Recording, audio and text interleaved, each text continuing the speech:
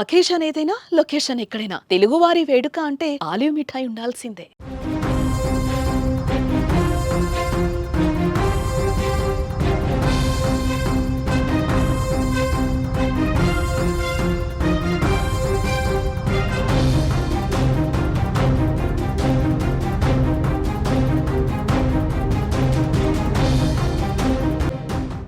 దెబ్బ అదుర్స్ కదూ. పాక్ వెన్నులో వణుకు పుట్టింది కదా. ఉగ్ర శిబిరాల పీచ మనిచింది కదా. పీఓకేలో దాచుకొని భారతదేశాన్ని దొంగ దెబ్బ కొట్టాలనుకుంటున్న పాకిస్తాన్కు సరైన గుణపాఠం చెప్పాయి భారత త్రివిధ దళాలు. అర్ధరాత్రి 1:44 భారత శక్తి సామర్థ్యాలేంటో ప్రపంచానికి చూపించాయి. క్లియర్గా పాకిస్తాన్లో ఒక్క పౌరుడిని కూడా, ఒక్క సామాన్యుని కూడా టార్గెట్ చేయకుండా కేవలం ఉగ్ర స్థావరాలే టార్గెట్గా భారత్ దాడులు కొనసాగాయి. కేవలం ఉగ్రవాద శిబిరాలనే టార్గెట్ చేసి క్లియర్గా పాయింట్అవుట్ చేసి ఆ దాడులకు పాల్పడ్డాయి. విజువల్స్లో మనం చూస్తున్నాం, భారత సైన్యం వదులుతున్న మిస్సైల్స్ ఒక్కొక్కటిగా వెళ్ళి పాక్ భూభాగంలో ఉన్న ఉగ్ర స్థావరాలని పేలుస్తున్న దృశ్యాలవి. పాక్ ఉగ్ర పీఓకేలో, పాక్ ఆక్రమించిన కశ్మీర్లో, పీఓకేని స్వాధీనం చేసుకున్న కశ్మీర్ కేవలం ఉగ్రవాదాన్ని మాత్రమే ఈ ప్రపంచానికి ఉత్పత్తి చేస్తున్న పీఓకేపై భారత ఆర్మీ, భారత నేవీ, భారత ఎయిర్ ఫోర్స్ కలిసికట్టుగా చేసిన ఈ దాడిని చూస్తే ఏమనిపిస్తుంది? నిజంగా దెబ్బ అదుర్సు కదా. ఈ దాడిలో 100 మంది వరకు పాక్ ఉగ్రవాదులు చనిపోయినట్టుగా సమాచారం అంతోంది. అయినా పాకిస్తాన్ ఇంకా దొంగ నాటకాలు ఆడుతోంది. పాకిస్తాన్ తమ పైన, తమ పౌరుల పైన దాడి చేసింది భారత్ అంటూ ప్రపంచానికి తప్పును ఎగుమతి చేసే ప్రయత్నం చేస్తుంది. తమ పౌరులను టార్గెట్ చేశారని చెబుతోంది. కానీ భారత సైన్యం కానీ, భారత త్రివిధ దళాల అధిపతులు కానీ చాలా స్పష్టంగా చెప్తున్నారు, పాకిస్తాన్ ఎక్కడైతే ఉగ్రవాదాన్ని పెంచి పోషిస్తుందో, ఏ మదర్సాల్లో ఉగ్రవాదులకు ట్రైనింగ్ ఇస్తుందో, ఎక్కడ జైషే మహమ్మద్, లష్కరే తోయిబా, హిజ్బుల్ ముజాహిద్దీన్ లాంటి ఉగ్రవాద సంస్థలు భారత్పై ఉక్రోషాన్ని నింపుతూ, అక్కడ ప్రతీకారాన్ని నేర్పిస్తూ, భారత్లో రక్తపాతాన్ని సృష్టించేందుకు ఉగ్రవాదును తయారు చేస్తుందో అక్కడే దాడులు చేశామని చాలా స్పష్టంగా చెప్తుంది. ఈ విషయాన్ని భారత్ కేవలం పాకిస్తాన్కి మాత్రమే కాదు, భారత మిత్ర దేశాలన్నింటికీ ఉదయం నుంచే ఎక్స్ప్లెయిన్ చేస్తోంది. ఈ దాడిని భారత్ చాలా స్పష్టంగా కెమెరాలో రికార్డు చేసింది. రికార్డు చేసిన విజువల్స్ని ప్రపంచం చూసే విధంగా అందరికీ విడుదల చేసింది. ఈ ఉద్దేశం వెనుక భారత్ చాలా స్పష్టంగా ఉంది. మేం పాకిస్తాన్ ప్రజలని టార్గెట్ చేయట్లేదు, మేం పాకిస్తాన్ ఆర్మీని టార్గెట్ చేయలేదు, మేం కేవలం భారతదేశాన్ని ఇబ్బంది పెడుతున్న, భారతదేశంలో రక్తాన్ని పారిస్తున్న కేవలం ఉగ్ర సంస్థలను మాత్రమే టార్గెట్ చేశామని చెప్తుంది. రాత్రి జరిగిన దాడులను ఒక్కసారి ఏ ప్రాంతాల్లో జరిగే ఒక్కసారి చూస్తే మనకు అర్థమవుతుంది. మర్కజ్ సుబాన్ అల్లా, బవహల్పూర్, ఇది జైషే మహమ్మద్ స్థావరంగా ఉంది. ఇక్కడ జైషే మహమ్మద్ ఏదైతే ముంబై దాడులకు పాల్పడిందో, జైషే మసూద్ అజార్ అనేవాడు ఉగ్ర తీవ్రవాది. ఈ తీవ్రవాదిని 2019లోనే ప్రపంచం మొత్తం ఉగ్రవాదిగా గుర్తించింది. మసూద్ అజార్ నడిపిస్తున్న జైషే మహమ్మద్ ఉగ్ర స్థావరం పైన మర్కజ్ సుబాన్ అల్లా బహల్వాల్పూర్లో దాడి చేసింది. ఇకపోతే మర్కజ్ తైబా మురిద్కే, ఇది LET అంటే లష్కరే తోయబా కేంద్ర కార్యాలయం. ఈ లష్కరే తోయబా కేంద్ర కార్యాలయాన్ని ధ్వంసం చేసింది భారత్. చాలా స్పష్టంగా చెప్తున్నాను, ఇక్కడ కేవలం ఉగ్రవాద స్థావరాన్ని మాత్రమే భారత్ టార్గెట్ చేసింది. ఉగ్రవాద స్థావరాల పైన మాత్రమే మిస్సైల్ దాడి చేసింది. మూడవది వచ్చేసి సర్జల్ తెహ్రా కలాన్ ఏరియాలో, ఇక్కడ JEM అంటే జైషే మహమ్మద్ ఉగ్ర స్థావరం. ఇక్కడ కూడా ఒక శిబిరాన్ని నడిపిస్తోంది జైషే మహమ్మద్. ఈ శిబిరం పైన దాడి జరిగింది. నాలుగోది పోతే మహ్మునా జోయా, ఇక్కడ హిజ్బుల్ ముజాహిద్దీన్ సియాల్కోట్లో ఉంది. ఇది హిజ్బుల్ ముజాహిద్దీన్కి సంబంధించిన స్థావరం. చాలా స్పష్టమైన టార్గెట్తో చూడొచ్చు మీరు, టపాసులు పేలినట్టుగా చాలా వేగంగా మిసైల్స్ వచ్చి ఎలా దాడి చేశాయో. ఇది మహ్మునా జోయా, ఇది సియాల్కోట్లో ఉన్న హిజ్బుల్ ముజాహిద్దీన్ ఉగ్రవాద సంస్థ స్థావరం. ఈ స్థావరం పైన దాడి చేసింది. మర్కజ్ అహ్లే హదీత్, ఇది ఎల్ఈటి లష్కరే తోయిబా, ఇది బర్నాలాలో ఉంది. లష్కరే తోయిబాకు సంబంధించిన ఇది స్థావరం. ఈ స్థావరం పైన భారత్ దాడి చేసింది. భారత త్రివిధ దళాలు రాత్రి అటాక్ చేశాయి. ఇకపోతే ఆరోది మర్కజ్ అబ్బాస్, ఇది కోట్లీలో ఉంది. పాక్ ఆక్రమిత కాశ్మీర్లోని కోట్లీలో ఉంది. ఇక్కడ కూడా జైషే మహమ్మద్ ఉగ్ర స్థావరం ఉంది. ఎంతోమంది భారతీయుల ఉసురు తగిలింది జైషే మహమ్మద్కి. ఇవాళ నేలమట్టమైంది జైషే మహమ్మద్. ఏడో దగ్గరకు వస్తే మస్కర్ రహిల్ షహీద్, ఇక్కడ హిజ్బుల్ ముజాహిదీన్ కశ్మీర్లో అల్లర్లని, కశ్మీర్లో ఉగ్రవాద చర్యల్ని, కశ్మీర్లో రక్తపాతాన్ని ప్రోత్సహిస్తుంది. కశ్మీర్లో తిరుగుబాటు తత్వాన్ని, అక్కడి యువతని తిరుగుబాటుదారులుగా మార్చింది. తీవ్రవాదులుగా, ఉగ్రవాదులుగా మార్చి సామాన్య ప్రజల్ని బలి తీసుకుంటున్న హిజ్బుల్ ముజాహిదీన్ పైన దాడి జరిగింది. ఎనిమిదోది వచ్చేస్తే షబాయి నల్లా క్యాంప్, ఇది ముజఫరాబాద్లో ఉంటుంది. ఇది పాక్ ఆక్రమిత కాశ్మీర్ కాదు, ఇది పాకిస్తాన్ ముజఫరాబాద్, భారత సరిహద్దు వెంట ఉన్న పాకిస్తాన్ సింధు పరివాహక ప్రాంతంలో ఉంటుంది. ఇది ముజఫరాబాద్ పైన అటాక్ జరిగింది. ఇది 7వ ప్లేస్. ఇకపోతే 8వది సైద్నా బిలాల్ క్యాంప్, ఇది కూడా ముజఫరాబాద్లో ఉంటుంది. ముజఫరాబాద్ పాకిస్తాన్లో ఉగ్రవాదానికి మూల కేంద్రం. జైషే మహమ్మద్ ప్రధాన కార్యాలయం సైద్నా బిలాల్ క్యాంప్. ఇది మసూద్ అజార్ స్థావరాన్ని ఏర్పాటు చేసుకున్నారు. మసూద్ అజార్ ఇక్కడి నుంచే భారత్ పైన ఉగ్ర దాడులకు ప్రయత్నించారు. మొత్తానికి పాకిస్తాన్ ఇప్పుడు కుయుక్తులు పలుకుతోంది. మా పైన కేవలం 6 చోట్ల మాత్రమే దాడులు చేసింది.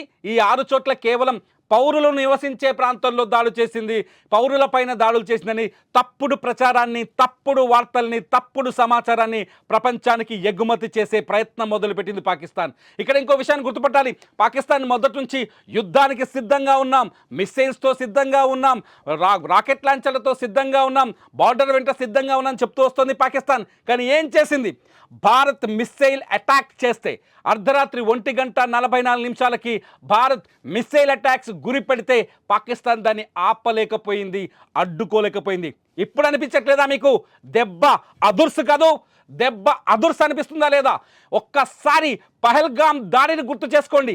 అక్కడ మహిళలు, మన భారత మహిళలు కన్నీళ్లు కార్చిన దృశ్యాన్ని గుర్తు చేసుకోండి. మా భర్తల్ని చంపొద్దని వేడుకున్న దృశ్యాన్ని గుర్తు చేసుకోండి. మతం అడిగి కాల్పులు జరిపిన పహల్గాం ఉగ్రవాదుల్ని ఒక్కసారి మీ మనసులోకి తెచ్చుకోండి. పహల్గాంలో అమాయకమైన, తిరుగుబాటు చేయలేని, ఎదురు దాడి చేయలేని అమాయకులైన టూరిస్టుల ప్రాణాలు తీసింది. అందుకే భారత్ ఈ ఆపరేషన్కి ఆపరేషన్ సింధూర్ అని పెట్టింది. సింధూర్ అంటే అర్థం ఏంటో తెలుసా? ఏ భారత మహిళల నుదుట తిలకాన్ని తీసేయాలని పాకిస్తాన్ ప్రయత్నించిందో, ఏ భారత మహిళల 26 మంది కుటుంబాల 26 మంది మహిళల నుదుట తిలకాన్ని తీసేసిందో, ఆ తిలకం తీసినందుకు, ఆ సింధూరాన్ని తొలగించినందుకు భారత్ ప్రతీకారం తీర్చుకుంది. ఇదే ఆపరేషన్ సింధూర్. మోదీ మాట చెప్పారు.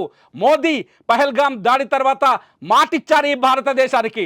ప్రధాని మోదీ ఈ భారతదేశానికి ఒక భరోసా ఇచ్చారు. ఈ దేశం పైన, ఈ దేశ పౌరుల పైన పాకిస్తాన్ ఉగ్రవాదులు దాడి చేస్తే క్షమించబోమని. ఏ కలుగులో దాక్కున్నా, ఏ మూలన దాక్కున్నా, ఏ మూలన దాచిపెట్టిన పాకిస్తాన్ ఆర్మీ వాళ్ళని వదిలిపెట్టం, ఆ ఉగ్రవాదుల అంతు చూస్తామని భారత్ చాలా స్పష్టంగా చెప్పింది. బీహార్ వేదిక మీదుగా ప్రధాని మోదీ చాలా స్పష్టంగా చెప్పారు. ఇవాళ దానికి తగ్గట్టుగానే తన మాట నిలబెట్టుకున్నారు ప్రధాని మోదీ. మోదీ ఈ దేశానికి ఉన్నాడు. మోదీ ఉంటే ఈ దేశాన్ని ఎవ్వడూ టచ్ చేయలేడని మరోసారి రుజువు చేసింది భారత త్రివిధ దళాల ఆర్మీ సైన్యం. పాకిస్తాన్కి తగిన గుణపాఠం జరిగిందా?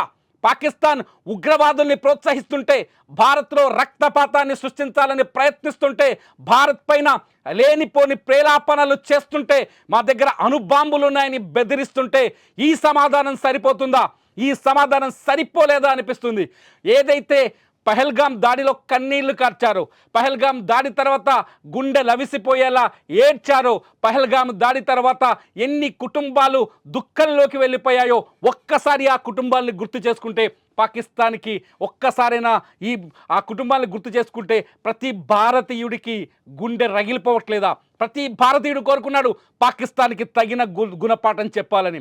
గతంలో జరిగిన సర్జికల్ స్ట్రైక్స్ పైన పాకిస్తాన్ రకరకాల వ్యాఖ్యలు చేసింది, కానీ ఈ స్ట్రైక్స్ చాలా క్లియర్గా ఉన్నాయి.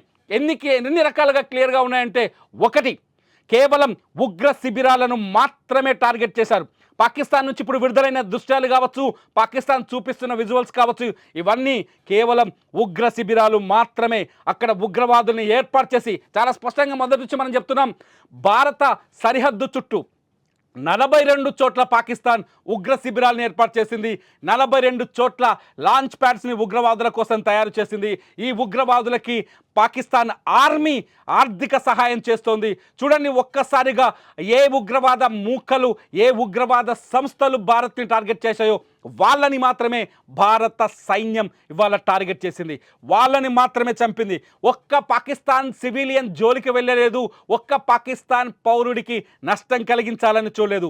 ఈ ప్రపంచానికి ప్రమాదకరంగా మారిన కేవలం ఉగ్రవాదులను మాత్రమే మట్టుబెట్టే ప్రయత్నం చేసింది. లష్కరే తోయిబా అధినేత హఫీజ్ సయీద్ చచ్చిపోవాలి, అతను చచ్చిపోయినప్పుడే ఈ ప్రపంచం ప్రశాంతంగా ఉంటుంది. జైషే మహమ్మద్ అధినేత మసూద్ అజార్ అంతమవ్వాలి, అప్పుడే ఈ ప్రపంచం ప్రశాంతంగా ఉంటుంది. ఇటువంటి సయ్యద్ ఎవరైతే హిజ్బుల్ ముజాహిద్దీన్ అధినేత ఉన్నాడో సయ్యద్, అతను కూడా హతమవ్వాలి, అప్పుడే ఈ ప్రపంచం ప్రశాంతంగా ఉంటుంది. భారత్ శాంతి దేశం. భారత్ ఏ దేశానికి కీడు కలిగించాలని, హాని కలిగించాలని కోరుకోదు. అటువంటి భారత్లో, అటువంటి భారత్ సంయమనాన్ని పిరికితనంగా భావించింది. భారత్ సైలెంట్గా ఉండటాన్ని అమాయకత్వంగా భావించింది పాకిస్తాన్ ఉగ్రవాద సంస్థలు.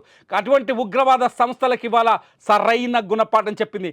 భారత్ శక్తి సామర్థ్యాల గురించి ప్రత్యేకంగా చెప్పాల్సిన అక్కర్లేదు. కేవలం మిస్సైల్స్ దాడి మాత్రమే, నిన్న ఎయిర్ స్ట్రైక్ జరగలేదు. చాలా స్పష్టంగా అర్థం చేసుకోవాలి. గతంలో ఏదైతే బాలాకోట్ పైన జరిగిందో సర్జికల్ స్ట్రైక్, అది ఎయిర్ స్ట్రైక్. ఇప్పుడు జరిగింది కేవలం మిస్సైల్ స్ట్రైక్స్. మనం వీడియోలో చూస్తున్నాం, విజువల్స్లో ఒకవైపు భారత మిస్సైల్స్ ఉగ్ర స్థావరాలపై దూసుకెళ్లి పేలుస్తున్న విజువల్స్, మరోవైపు పాకిస్తాన్లో ఉన్న పౌరులు రికార్డ్ చేసిన విజువల్స్. ఈ రెండు విజువల్స్ చూడొచ్చు, మొబైల్ ఫోన్లో రికార్డ్ చేసిన విజువల్స్. ఎలా మిసైల్స్ పడ్డాయో, ఎలా మిసైల్స్ వచ్చి అటాక్ చేశాయో ఈ విజువల్స్లో మీకు స్పష్టంగా కనిపిస్తుంది. ప్రస్తుతం పీఓకే అల్లకల్లోలంగా ఉంది. పీఓకేలో ఉగ్ర స్థావరాలన్నీ నేలమట్టమయ్యాయి. పాకిస్తాన్కి వెన్నులో వణుకు పుడుతోంది. ఇప్పటికే భారత్ పాకిస్తాన్ పైన పీఓకేలో చేసిన ఈ 9 టార్గెట్స్ గురించి అమెరికా, ఇంగ్లాండ్, యూరప్ వంటి దేశాలకు స్పష్టత ఇస్తోంది. నిన్ననే రష్యా కూడా చాలా బలంగా మద్దతు పలికింది. ఇక్కడ ఒక విషయాన్ని గుర్తు చేసుకోవాలి మనం, ప్రతి దేశం ఒక్క హామీ ఇచ్చింది భారతదేశానికి. ఏమిచ్చింది? భారత్ పోరాటం చేస్తోంది ఉగ్రవాదం పైన, ఉగ్రవాదానికి వ్యతిరేకంగా భారత్కు అండగా ఉంటామని. ఇవాళ ప్రపంచం మొత్తానికి భారత్ జవాబు చెప్పింది. ప్రపంచం మొత్తానికి ఇచ్చిన మాటని నిలబెట్టుకున్నామని భారత్ అర్థమయ్యేలా చెప్పింది. మీరిచ్చిన మద్దతుకి మేము ముందుకెళ్ళామని ప్రపంచ దేశాలకి, భారత్కు మద్దతిస్తున్న దేశాలకి స్పష్టతనిచ్చింది. చైనా కూడా ఇవాళ నోరు తెరపలేని పరిస్థితి. ఎందుకంటే భారత్ దాడి చేసింది కేవలం ఉగ్ర స్థావరాలపైనే, కేవలం ఉగ్రవాదులనే టార్గెట్ చేస్తూ వచ్చింది. ఈ ఉగ్రవాదులే కశ్మీర్లో పహల్గామ్లో 26 మంది అమాయకులని బలి తీసుకున్నది. ఈ ఉగ్రవాదులే పుల్వామాలో 2019లో 42 మంది సిఆర్పిఎఫ్ జవాన్లని బలి తీసుకుంది. ఈ ఉగ్రవాదమే కశ్మీర్లో సీమాంతర ఉగ్రవాదాన్ని ప్రోత్సహిస్తూ అల్లకల్లోలాన్ని సృష్టిస్తుంది. ఈ ఉగ్రవాదాన్ని అంతం చేస్తే, ఈ ఉగ్రవాదాన్ని ఖతం చేస్తే ప్రపంచం మొత్తానికి శాంతిని ప్రసాదించినట్టు అవుతుంది. దక్షిణాసియా మాత్రమే కాదు, ప్రపంచం మొత్తంలో ఈ ఉగ్రవాద సంస్థలు ఒక్కో ఉగ్రవాద సంస్థకు తోడ్పాటుగా పనిచేస్తున్నాయి. హమాస్ లాంటి ఉగ్రవాద సంస్థ కూడా పహల్గామ్ దాడిలో పాత్ర తీసుకుంది. హమాస్ లాంటి ఉగ్రవాద సంస్థ కూడా భారత్ పైన ప్రతీకారానికి సహకారం చేసింది. హమాస్ లాంటి ఉగ్రవాద సంస్థలకు కూడా ఇప్పుడు సమాధానం చెప్పినట్టుగా అయింది. మొత్తానికి ఈ దాడిని మీరెలా చూస్తారు? ఈ దాడిని మీరెలా భావిస్తున్నారు? పాకిస్తాన్పై జరిగిందా ఈ దాడి, లేకపోతే పాక్ ఉగ్ర శిబిరాలపైన జరిగిందా? పాకిస్తాన్ ఉగ్రవాదుల్ని అంతం చేయడానికి భారత్ చేసిన ఈ చర్యలపైన మీ అభిప్రాయం ఏంటి? ఈ వీడియో కింద కామెంట్ చేయండి. చూస్తూనే ఉండండి సుమన్ టీవీ. సుమన్ టీవీలో ఈ ఉగ్రవాదులపై జరిగిన దాడికి సంబంధించి భారత ఆర్మీ, భారత ప్రభుత్వం తీసుకోబోయే ప్రతి స్టెప్ గురించి క్లియర్ కట్ వీడియోలు మీకు గంటకు దొరుకుతాయి. చూస్తూనే ఉండండి సుమన్ టీవీ. ఖచ్చితంగా ఈ వీడియోల కింద కామెంట్ చేయండి.